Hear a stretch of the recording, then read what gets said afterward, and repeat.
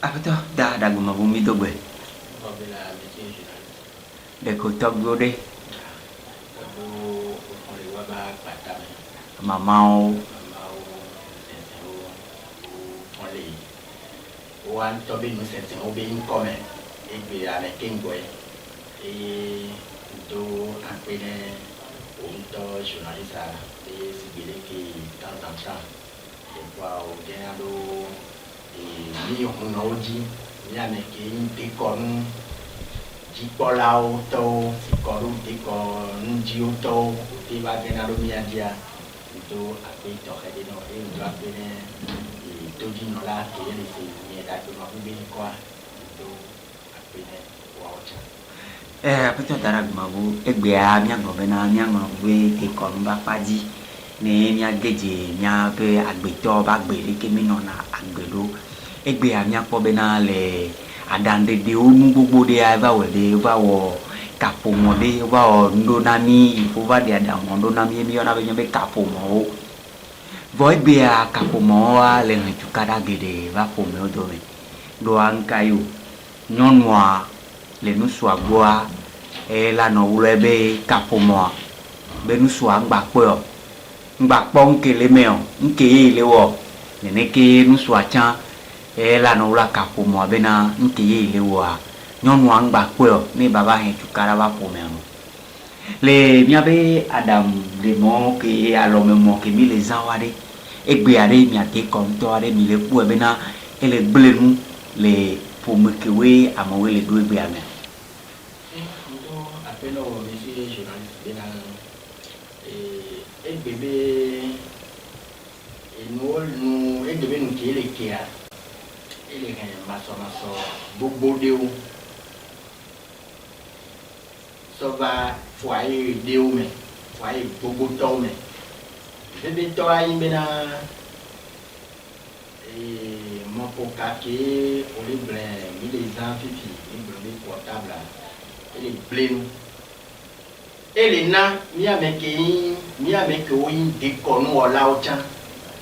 Mi mu televo. Mu kenchi o. Egbe iso. Des fois, les mila odo na mede ki mbina yin père de famille. Des fois il est le pomede mea. Beaucoup to yin na be son yin. Maso liba ni ba ku de me. Mu kele maso la. O ku e don Ame aba gbo be le jaba consultation ame wo me ya e ba gero khome be maso le ba nu kombe masena me no bi ele ku kele bomene ame ele na ame be dom bale inko ele na ame be activité de pem bale yon mi ko e gome ko kakaka Evaina asuku asi betukara eye renene benua deba e pomeame deoli e nyonwa todeu ova asupuya ndekpe muli keye olawo eye main son be kome mase ya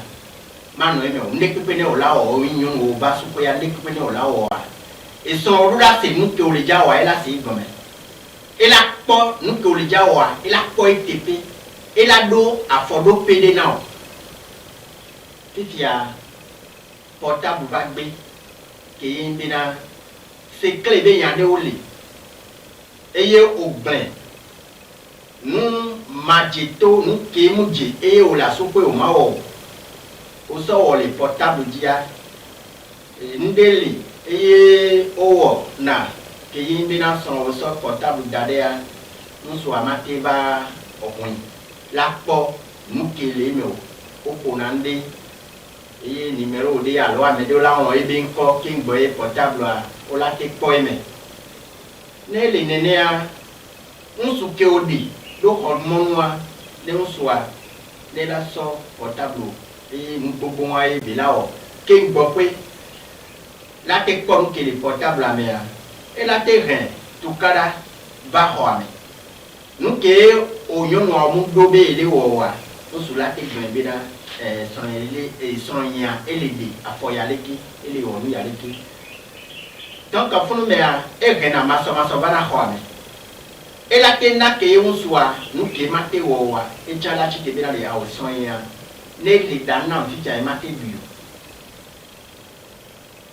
ne le dana ma e mate bio parce que mbe ma ko ebe téléphone me portable me e bigbe e la tena ke ne dana e mate bio nous que on allait da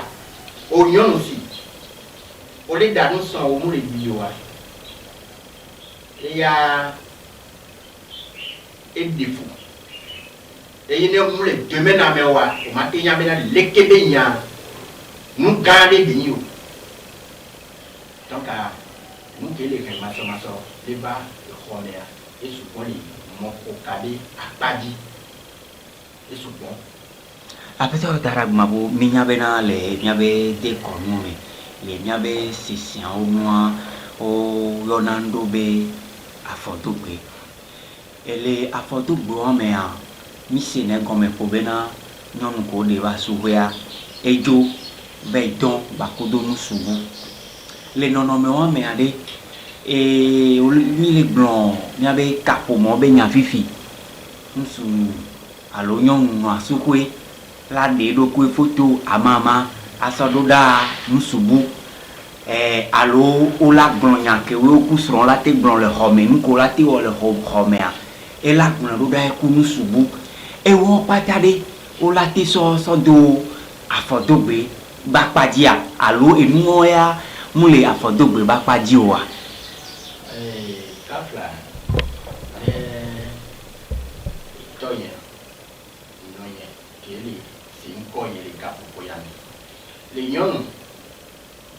ke be nyonu wa de pepia etrozo miano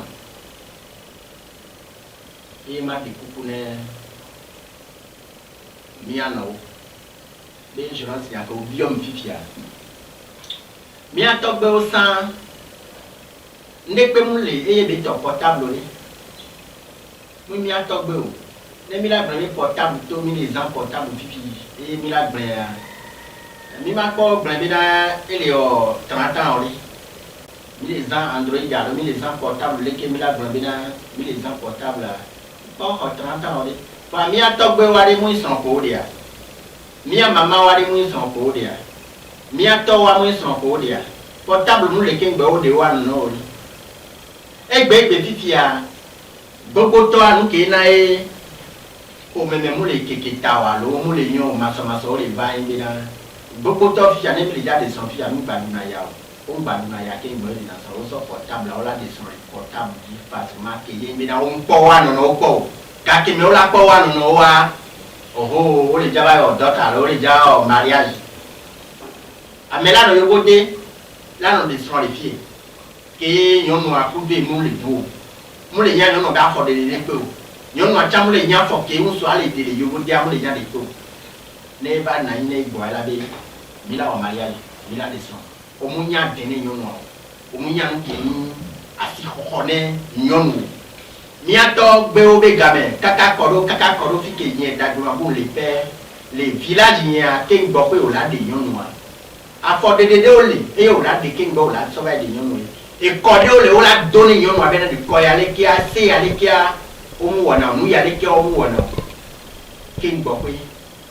mate de ne be nyonwa balo nto cha ne be na o yin nyonu si ne be o yi nsu de be ploplo te ne o be na o de nyon o de son o yin nyonu o ba de son a jomu ke odo e be la ni me no balo wa no le ja tavoa o sina kado ji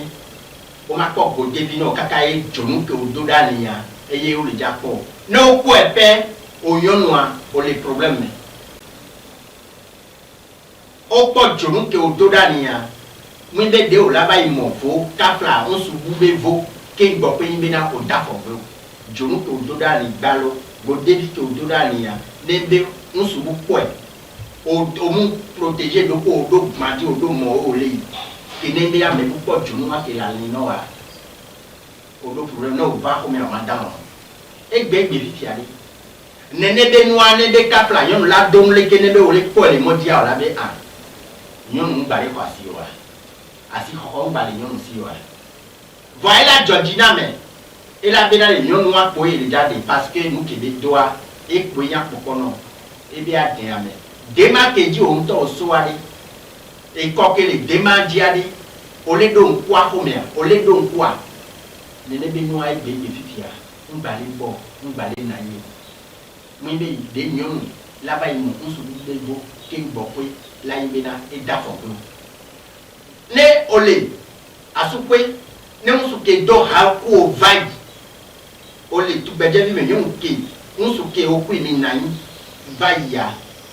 o ma bate vai dogo nsu wa face à face le la hogale si la so ba da ne so la ko me o no hogale nsu wa si balo ke ne me na o muso ba dans les hommes o so va plein et vie que au dîner muso aye o so va plein na allo vie que les podome kengo ba ho ne be gale muso ke o kwini do ha po ba yi kengo ba de son a o ho gale ame wa si a kengo vie que les podome a kengo o la dia problème o do la plan be na i da fo be mi be o mo o yo voilà plan be da fo be muso ke ku ye na i ba ya i ho gale si donc e konu de konu ai potono ina e ji pesi abe e mi ma ke owo ni gbere o ne o le gome a ne o le se gome a o bla no de dia fo o la no we de ji o la no ko kafla mi a no mi a tu beje bi yon bi tu beje bi do le e bebe no be o le vai o vai de son a e vididi ina problème na o ni ken ti e vididi e le mi problème na o no bi ndele eyo mi yora be efu gele nebe oke o le efu mo yo fu pata genaro podo me o ba ide na o e ba wa fu o ke o le de a ela tina ka ke me o le ria e fi be la dia e fi ko e fu wa ko de a e trozo fodu no sese e yo la ti pro la se o la subo o nu de nebe ko nu ade to o mu wo nebe ko nu ade to o ba o mu ke agbe o mu le yan no o mu le se nde pe gome la gbe amenchi o do la ya fa gbo afato o la kan afara gbe unti o la yo ape clan o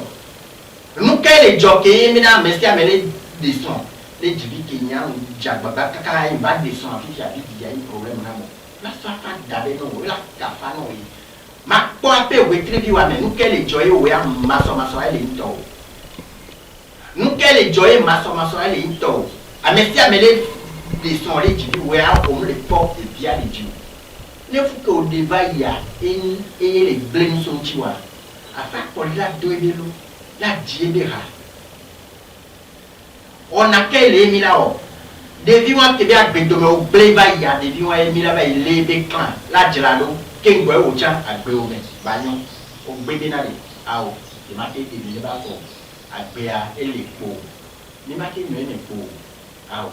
entia ito akwenye journaliste o febede toke bina o kleko dina sato miandi una nu gome ku domi le deko nu gome ya inde edo jijona mo be de o la ba imo nsu ni bo kin bo pe o la yan foto be la o apeto dada mabu le nono moome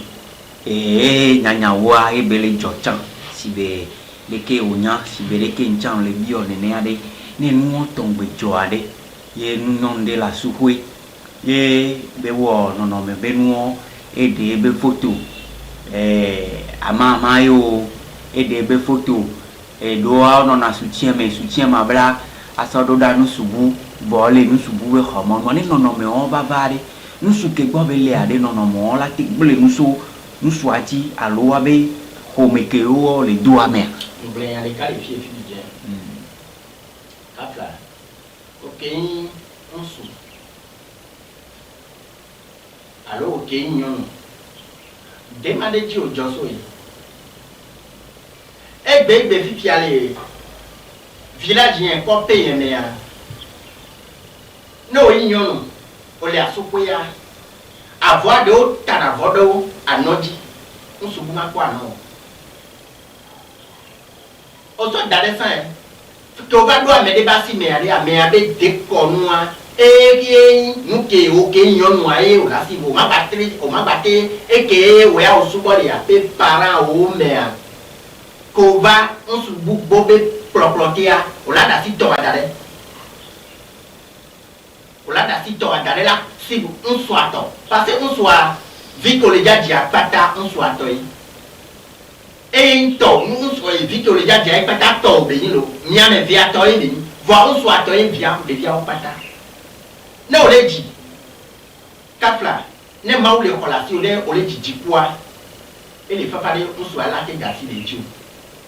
parce que elle dit il est pour mea il a une corde les gens il est pour mea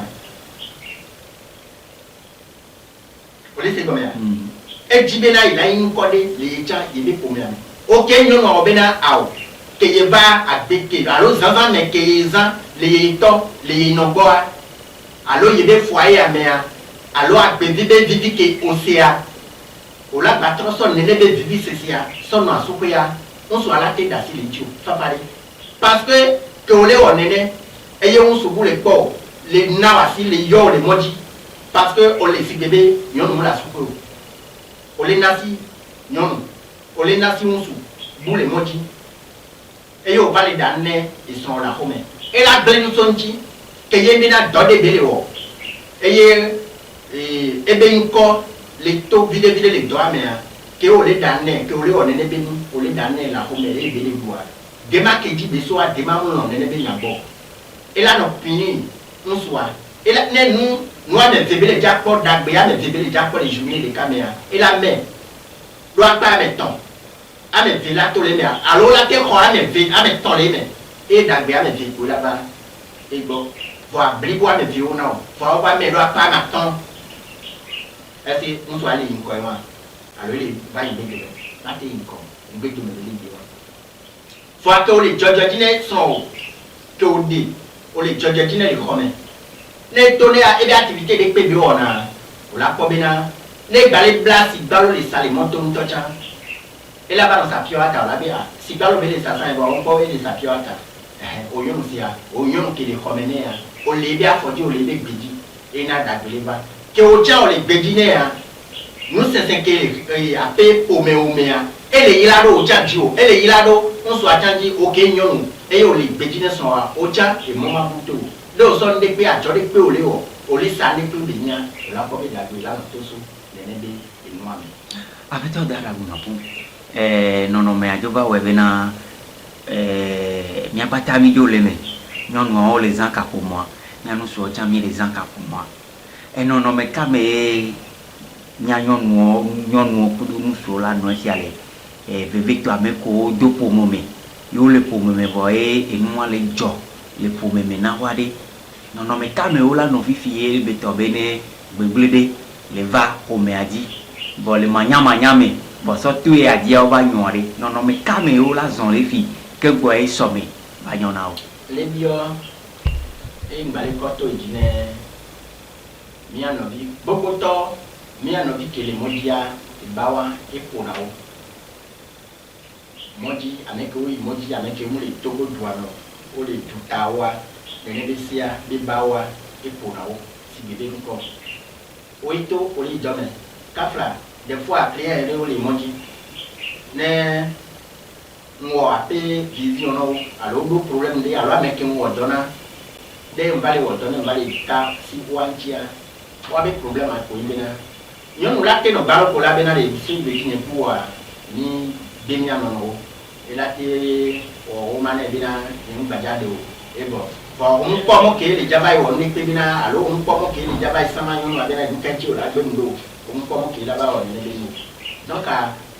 mi ano vi ke le tutawa le porto ijine mi bina le ne be afọ de dia ne eson que au dit et au point mille comme temps en temps et débina au là no yo ebe clan yo ebe clan nam alors yo clan nam maso ya de que les badien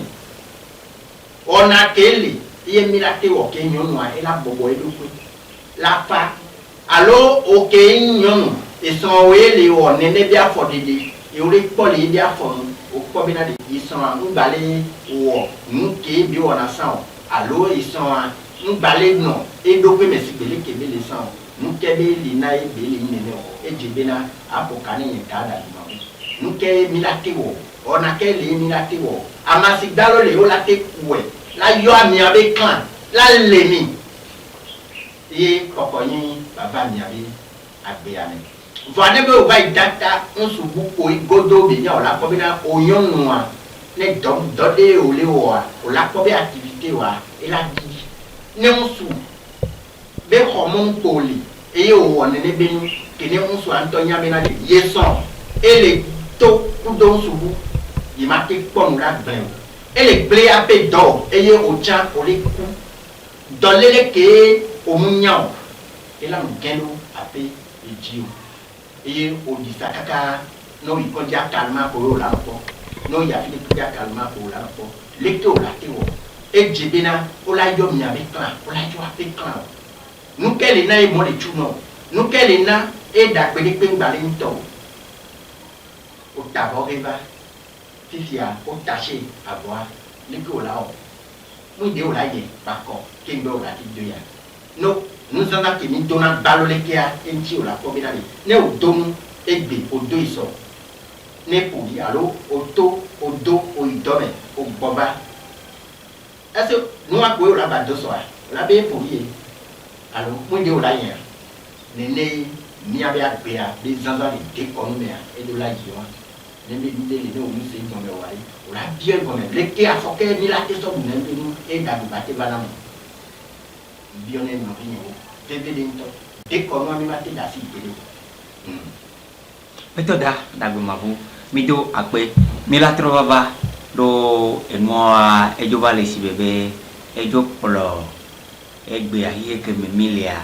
ejo polo no si so kuni so kwa obe ame akwa me ya ode wano no bo gbale nkai ma no le gome kaka kwa do kura ba si be ya kakumo eye henyaba kakumo eye henyaba ele ble asupene nyonu subon ele ble on su chabe et son made